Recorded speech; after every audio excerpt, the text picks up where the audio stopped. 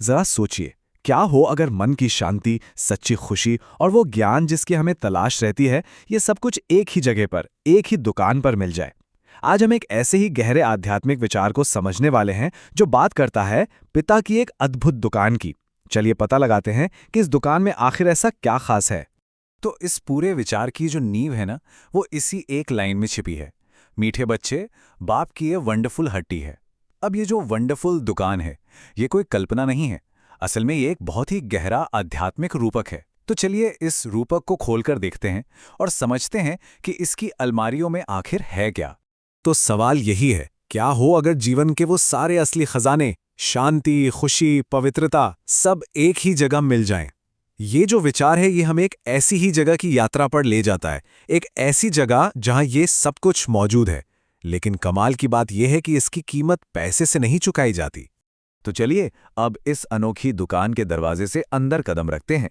और जैसे ही हम अंदर जाते हैं, पहली ही नज़र में ये साफ हो जाता है कि भाई ये दुनिया की किसी भी आम दुकान जैसी तो बिल्कुल नहीं है। यहाँ सब कुछ असीमित है, बेहद है। देखिए, यहाँ दो तरह की दुकानों के बीच का फर्क बहुत साफ दिखाया गया है। एक तरफ है दुनिया की दुकानें, मतलब हद की दुकानें। वो हमें क्या देती हैं? बीमारी की दवा, कुछ देर का आराम या कोई सामान, मतलब सब कुछ टेम्पररी। लेकिन दूसरी तरफ है ये बेहद की दुकान, जहां से जो खजाना मिलता है, जैसे शांति, ज्ञान और खुशी, वो कभी खत्म नहीं होता, वो स्थायी है।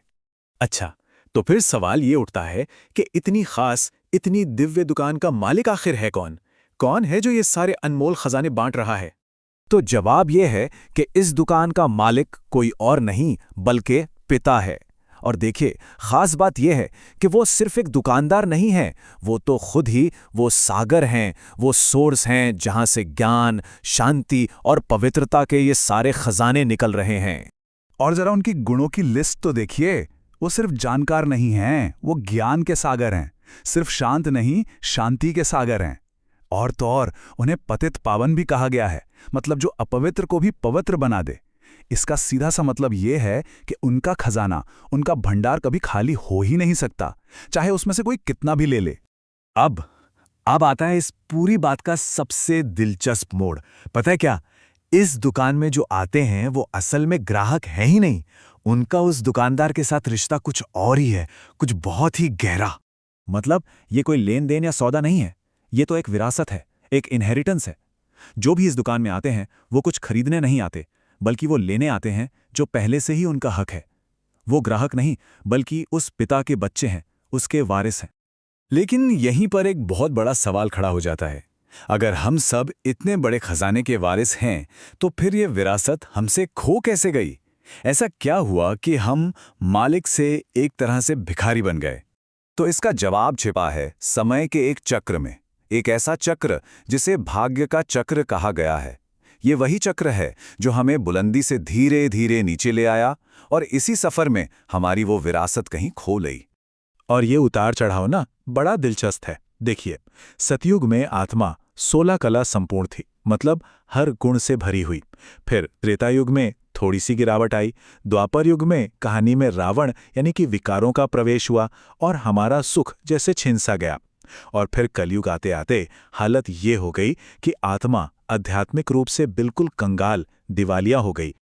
और ये जो पूरी यात्रा है, ये 84 जन्मों के एक चक्र में होती है। अब यहां पर एक बहुत बड़ी गलतफहमी को दूर किया गया है।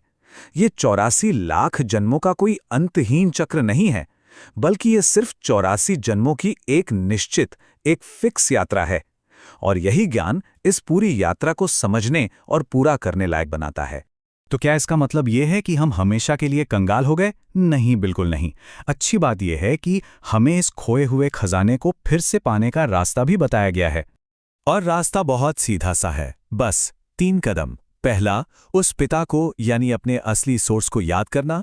दूसरा, उन 5 विकारों का दान करना जो हमारी आत्मा पर बोझ बने हुए हैं, काम, क्रोध, लोभ, मोह, अहंकार। और तीसरा, इस याद की आध्यात्मिक यात्रा पर, इस पिलग्रिमेज पर लगातार बने रहना। और इस पूरी प्रक्रिया का जो सार है ना, वो एक शब्द में समाया हुआ है, मन मनोभाव। इसका मतलब है अपने मन को मुझ एक में लगाओ। कहा गया है कि यही वो याद, वो आग है जिसमें हमारे पुराने बुरे कर्म, जिन्हें विकर्म कहा जाता है, वो भस्म हो जाते हैं और आत्मा फिर से अपनी असली पवित्रता को पा लेती है। और आखिर में एक बहुत ही गहरी बात कही गई है, ज्ञानी तू आत्मा वो है जिसमें अपने गुण व विशेषताओं का भी अभिमान न हो। शायद असली खजाना पाने का मतलब यही है, ये समझना कि ये सब कुछ हमारा होते हुए भी हमारा नहीं है, ये तो एक विरासत है, अभिमान का कारण नहीं। और इसी खूबसूरत सोच के साथ आज का ये सफ़र यहीं समाप्त होता है।